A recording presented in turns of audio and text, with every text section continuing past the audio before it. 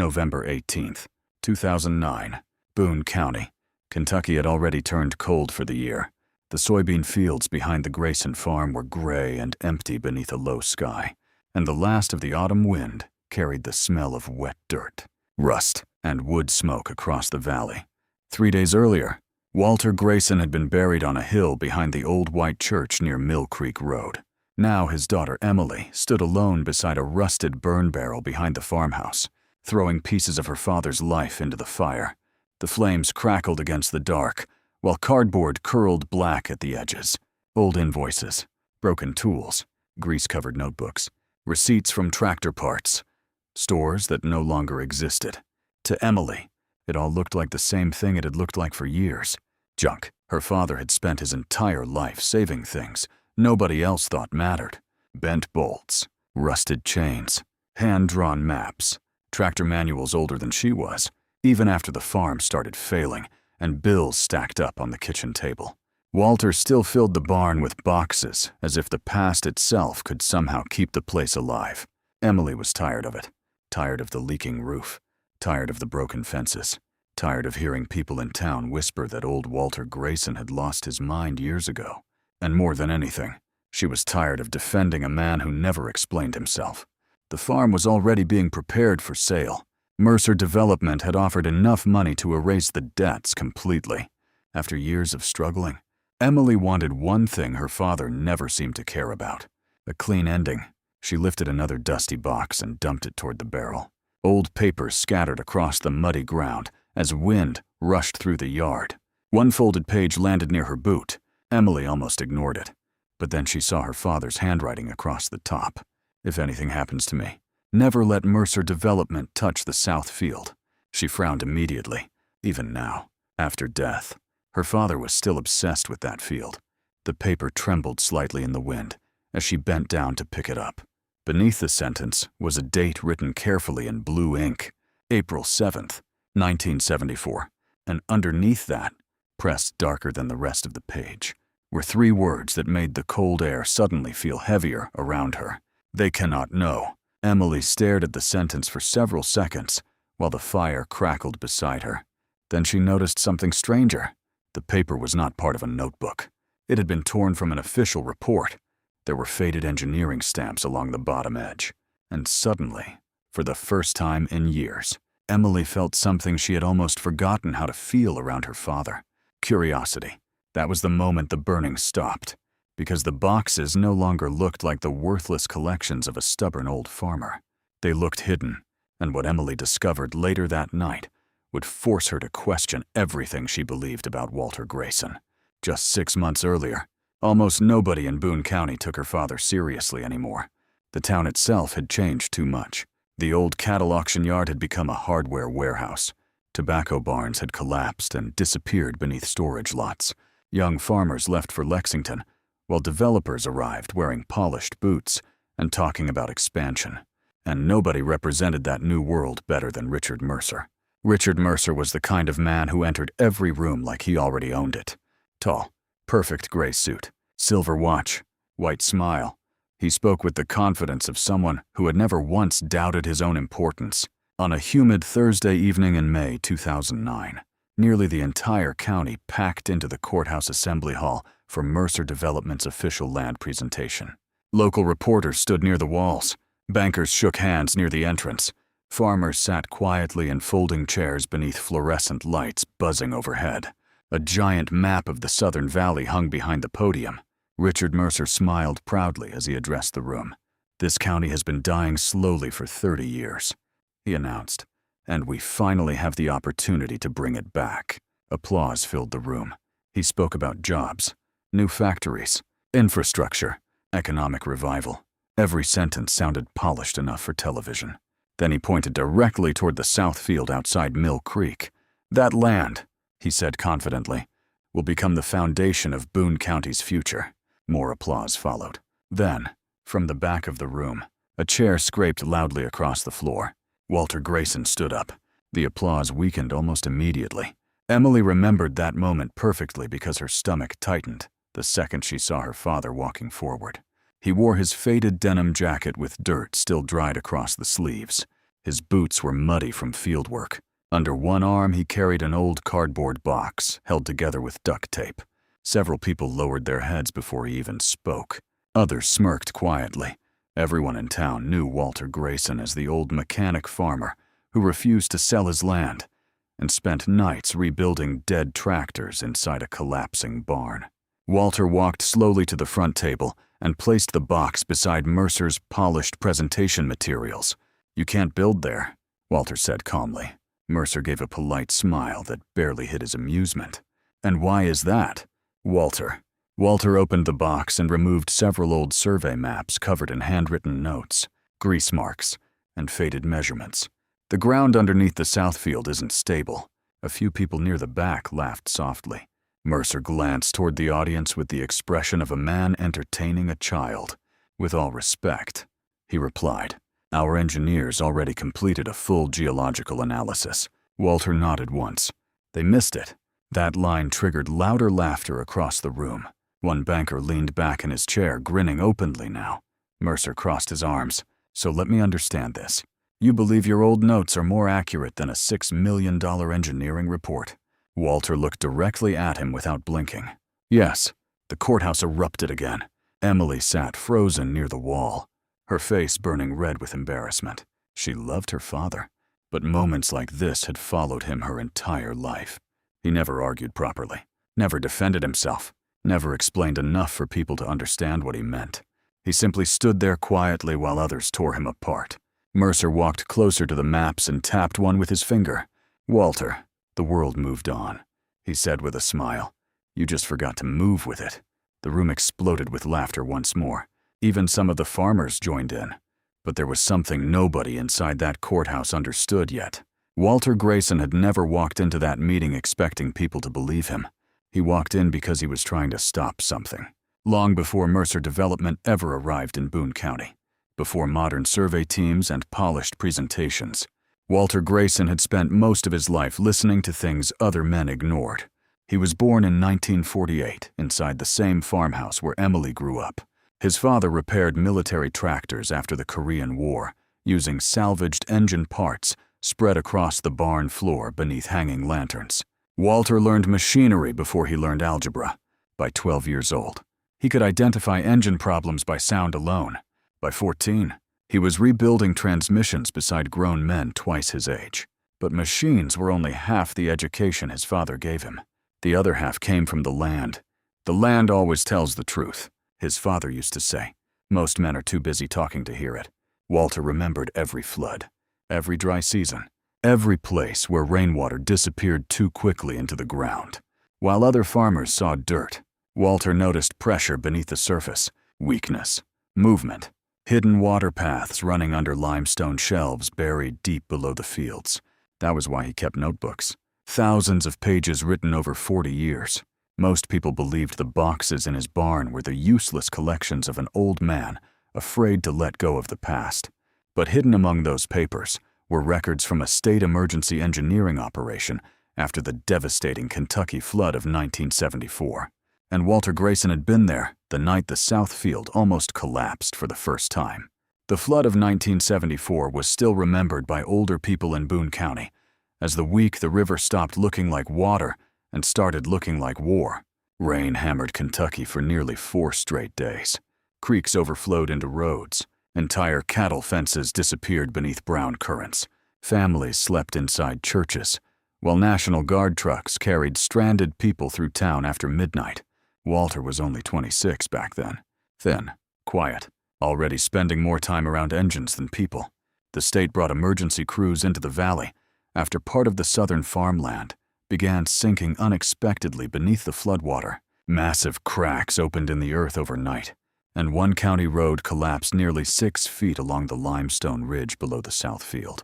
Walter had been hired as a mechanic to keep excavation equipment running during the emergency operation. But sometime during the third night, he overheard something he was never supposed to hear. 2 engineers arguing inside a temporary trailer. One of them insisted the underground shelf beneath the valley was unstable far beyond the original estimates. The other warned that reporting it officially would destroy half the county's future development plans. By sunrise, the argument disappeared. So did several survey files. And within weeks, the state sealed the operation records. Officially, the problem had been resolved.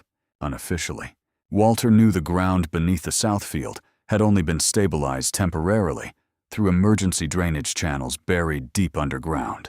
Channels nobody maintained anymore. That secret followed him for the next 35 years. While the county changed around him, Walter kept watching the land. Every unusual rainstorm, every small shift in the soil, every section where water drained too quickly after heavy weather. He tracked it all inside his notebooks. People thought he was obsessed with old dirt. What they never understood was that Walter wasn't watching the fields. He was watching pressure build beneath them, and now Mercer Development was preparing to drill directly into the worst possible location. After the courthouse humiliation, the pressure from Mercer only intensified. Survey crews arrived first, then came the lawyers, then the letters from the bank. Walter still owed money on portions of the farm after years of poor harvests, and medical bills from Emily's mother before she passed away. Mercer knew exactly where to apply pressure. He offered to buy the land at what sounded like a generous price, but everyone understood the truth. If Walter refused long enough, the bank would eventually force him out anyway. Most people in Boone County believed the old man should simply take the money and disappear quietly. Even Emily started feeling that way. One evening, she found Walter sitting alone inside the barn beside the old International harvester, while cold rain tapped against the metal roof overhead. The tractor looked ancient beneath the hanging work lights. Red paint faded almost pink in places. Heavy grease covered the wheel hubs. The smell of diesel and welding smoke filled the air. Walter was tightening bolts around a custom steel housing mounted near the rear axle. Emily crossed her arms. "Dad, why are you still doing this?" Walter kept working. "They're gonna build whether you fight them or not." Still no answer. She stepped closer. "People think you're crazy." At that, Walter finally stopped turning the wrench. For several seconds, he just stared at the tractor engine quietly. Then he said something Emily would remember long after he was gone. "Crazy is digging into ground you don't understand, because somebody with money told you it was safe." Emily sighed heavily. "Then explain it to me." Walter looked toward the barn doors, where rainwater dripped steadily outside into the dark. "I can't prove enough of it anymore," he said quietly. "Most of the records disappeared years ago." "Then how do you know?" Walter rested his hand against the side of the tractor. "Because I was there when the earth moved the first time." That answer only frustrated Emily more. Her father always spoke in pieces, like he expected people to somehow finish the story themselves. And before she could press him further, headlights swept across the barn windows. A black Lincoln SUV rolled slowly into the driveway. Richard Mercer stepped out holding an umbrella. Even in mud, the man looked polished. He walked into the barn carefully, avoiding puddles while glancing around at the hanging chains, rusted tools, and tractor parts scattered everywhere. Then he smiled. "Quite a museum you got here." Walter said nothing. Mercer looked toward the International harvester and chuckled softly. "You know what your problem is." Still silence. "You think old things deserve loyalty." Mercer stepped closer to the tractor and tapped the metal hood lightly. "But old things break." Walter slowly stood from his stool. "Number," he said calmly. "Old things warn you before they break." Mercer smirked. Then he pulled an envelope from his coat pocket and placed it on the workbench. "A final offer. Signed before Friday." Emily noticed the amount immediately. It was enough money to completely erase every debt tied to the farm. Mercer looked directly at her this time. "You're young," he said. "You really want to spend the rest of your life buried in this place." The words hit harder than Emily wanted to admit, because part of her agreed with him. Mercer gave Walter one last amused glance before turning toward the barn door. But just before leaving, he stopped beside the tractor again. "You know," he said with a grin, "they're bringing in a German drilling rig next month. Costs more than this entire farm." Then he looked back at Walter. "Maybe it can finally teach you the difference between nostalgia and progress." The SUV disappeared into the rain moments later. The barn fell quiet again, except for water tapping against the roof. Walter stared toward the darkness outside for a long time. Then he walked slowly to one of the old boxes stacked near the wall and removed a sealed envelope Emily had never seen before. On the front, written in thick black ink, were the words, "If Mercer drills beyond 30 feet, it begins again." Emily felt a chill run through her stomach. Walter handed her the envelope carefully. Inside were underground maps, pressure diagrams, emergency drainage schematics from 1974, and one photograph. The image showed an enormous excavator half swallowed by collapsing mud, while workers ran through waist-deep floodwater around it. On the back of the photo, Walter had written only one sentence: "The ground always remembers." The rain started just before sunrise.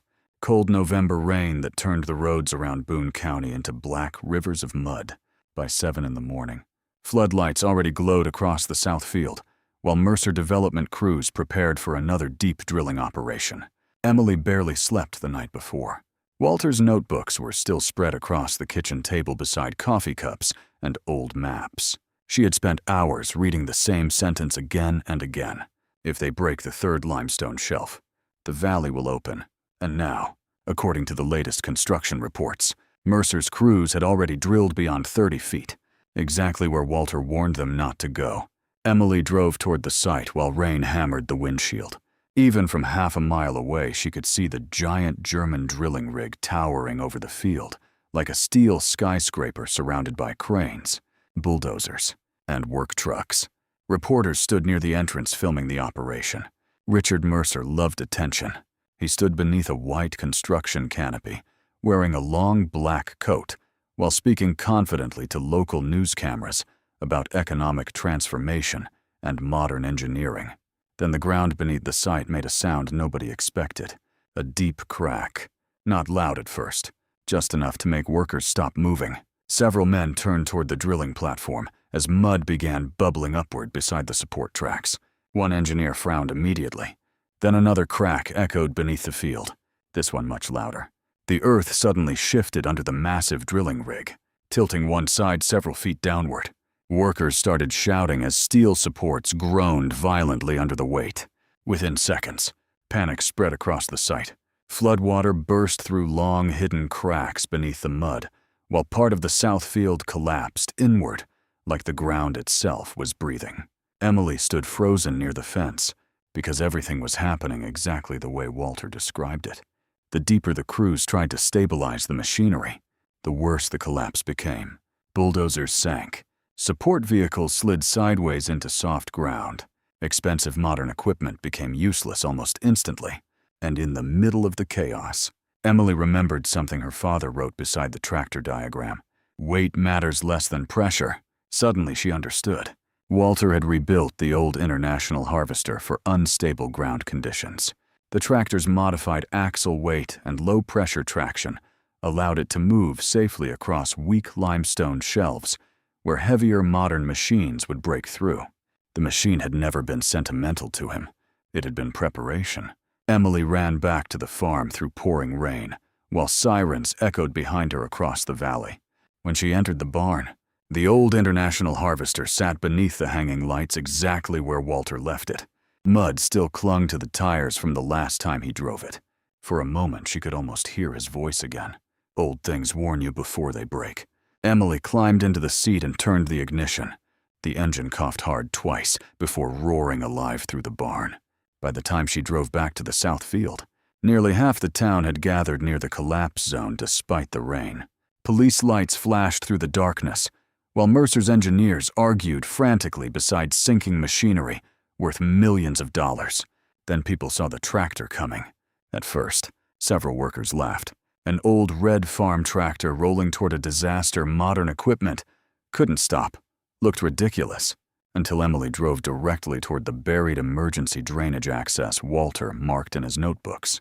She chained the tractor to the underground release mechanism, while workers shouted for her to stop. Then she pushed the throttle forward. The International Harvester dug deep into the mud as the entire machine shook violently under the strain. Tires spun, chains tightened. Black water surged around the wheels. For several terrifying seconds, nothing happened. Then a thunderous burst erupted beneath the field. Water exploded through underground drainage channels hidden since 1974. Pressure released across the valley in violent streams as floodwater redirected away from the collapsing shelf. Slowly, the ground stopped sinking. Silence spread across the crowd except for rain tapping against metal. Nobody laughed anymore. Richard Mercer stood motionless beside the ruined drilling rig, staring at the old tractor rumbling through the mud. And for the first time since arriving in Boone County, he looked like a man who finally understood he had been wrong. The investigation lasted months. State officials eventually uncovered sealed engineering reports proving Walter Grayson's warnings had been accurate all along. Emergency drainage systems from the 1974 flood operation had been buried beneath the Southfield for decades. Mercer Development lost contracts across Kentucky after safety violations, and suppressed geological risks became public. Richard Mercer quietly disappeared from the county not long afterward. But the biggest change happened inside Boone County itself. People stopped talking about Walter Grayson like he was some stubborn old farmer trapped in the past. Instead, they started telling stories about the man who tried to protect the valley while everyone laughed at him. Emily never sold the farm. She cleaned the barn carefully, preserving every notebook, every map, every grease-stained box her father left behind. The old workshop slowly became a small restoration garage where young mechanics and farmers came to learn about old machinery and forgotten land records. And at the center of it all sat the International Harvester, not polished like a museum piece, just honest, like Walter, years later.